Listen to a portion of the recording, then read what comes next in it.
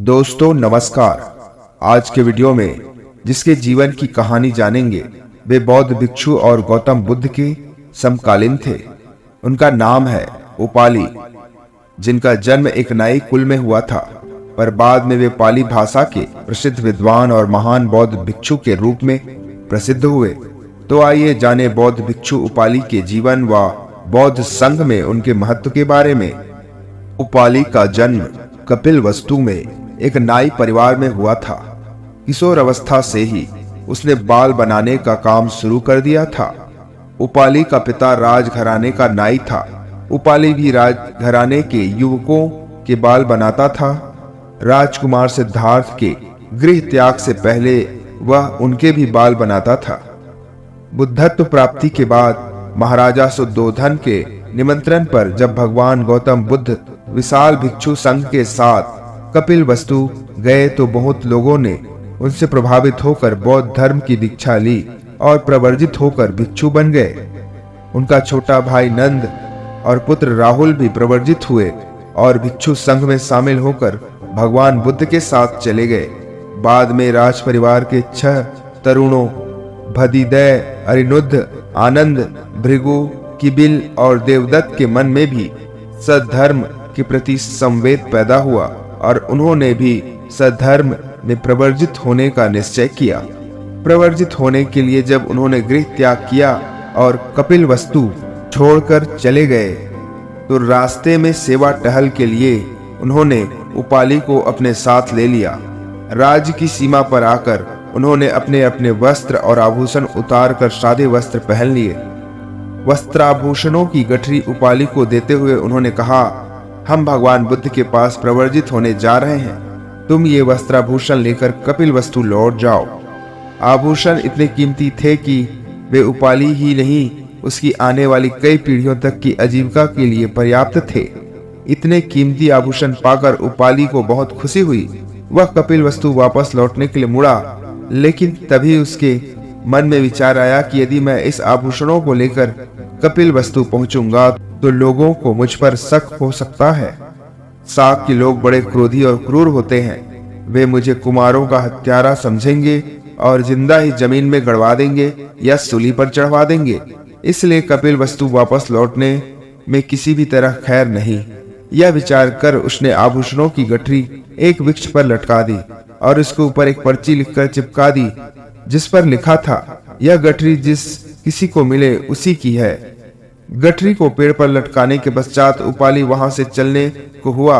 तभी उसके मन में दूसरा विचार आया, ये आभूषण इतने कीमती है कि जो इसे पाएगा वह मालामाल हो जाएगा और जीवन भर ऐश करेगा। लेकिन इतने कीमती आभूषण ही नहीं बल्कि राजघराने के सारे सुख और वैभव को त्याग कर ये कुमार भिक्षु बनने जा रहे हैं, तो निश्चय ही इसमें अधिक सुख और आनंद होगा। तब क्यों ना मैं भी उस आनंद को प्राप्त करूं। इसलिए घर वापस न जाकर मुझे भी कुमारों का अनुसरण करना चाहिए। और ऐसा विचार मन में आते ही वह वापस मुड़ा और तेजी से दौड़कर राजकुमारों के पास पहुंचा। राजकुमारों को उसे देखकर आश्चर्य हुआ। उन्होंने उससे पूछा, उपाली तुम यहाँ कैसे? उपाली ने कहा, मैं भी आपके साथ बौद्ध धर्म में प्रवर्जित होना चाहता हूँ। और वह भी राजकुमारों के साथ चल दिए। भगवान बुद्ध उन दिनों मल्लगन राज्य में अनुपिया नामक स्थान पर एक विहार में रहते थे। राजकुमारों के साथ उपाली भी भगवान बुद्ध के पास पहुंचते हैं। सबने भगवान की प्रदक्षिणा की और उन्हें अपने धर्म में प्रवर्जित करने का अनुरोध किया। भगवान जब उनको प्रवर्जित करने के लिए तैयार हुए तो राजकुमारों ने उनसे कहा, हमसे पहले उपाली को प्रवर्जित कीजिए। भिक्षु संघ के नियमों के अनुसार पहले प्रवर्जित होने वाला ज्येष्ठ होता था, बाद में प्रवर्जित होने वाले भिक्षुओं के लिए पूज्य होता था। प्रवर्ज्या के आधार पर कनिष्क भिक्षु श्रेष्ठ भिक्षु का अभिवादन करता था। राजपुत्रों के मुख से यह बात सुनकर उपाली को बहुत आश्चर्य हुआ। शाक्यों के अहंकार को वह जानता था। वे स्वयं को सबसे श्रेष्ठ समझते थे और किसी के आगे सिर नहीं झुकाते थे।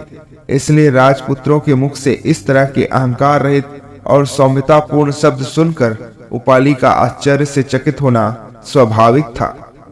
उसने विस्मय से पहले राजकुमारों की ओर देखा, फिर भगवान बुद्ध की ओर।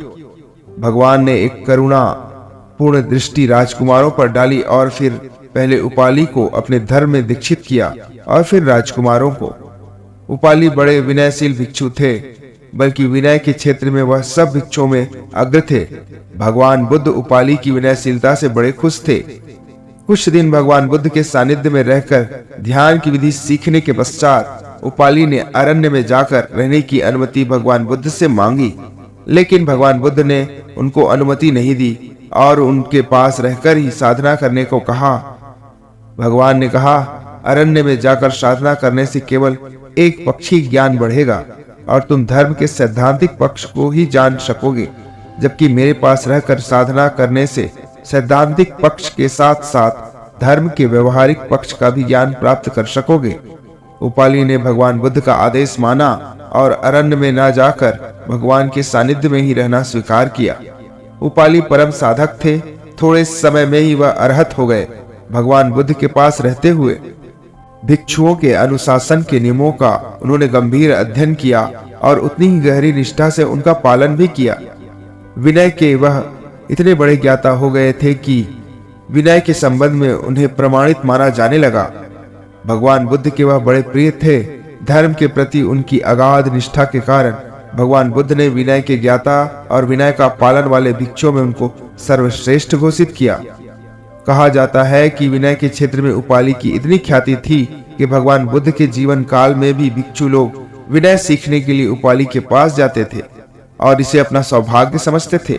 विनय के संबंध में उपाली की विद्वता का पता इसी बात से चलता है कि भगवान बुद्ध के परिनिर्वाण के तुरंत बाद राजगृह में हुई प्रथम बौद्ध संगीति में विनय का संगायन या व्याख्यान उपाली ने ही किया था। बाद में उस पर अलग से एक पिटक, विनय पिटक तैयार हुआ। उपाली ने अनेक भिक्षुओं को विनय की शिक्षा दी। दासक उसमें सर्वप्रमुख थे। उपाली की उम्र काफी लंबी थी। आनंद के विषय में कहा जाता है कि वे 120 वर्ष तक जीवित रहे। उपाली की उम्र आनंद से भी अधिक थी। कहा जाता है कि उपाली मगध के 3 शासकों बिंबिसार, अजातशत्रु और उदयी के शासन काल में रहे थे। इसके आधार पर भी यह अनुमान लगाया जा सकता है कि उनकी उम्र काफी अधिक रही होगी।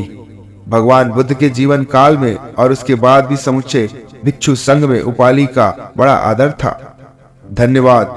ऐसे ही गौतम बुद्ध से संबंधित कहानियों के लिए हमारे चैनल को लाइक, शेयर एंड सब्सक्राइब जरूर करें।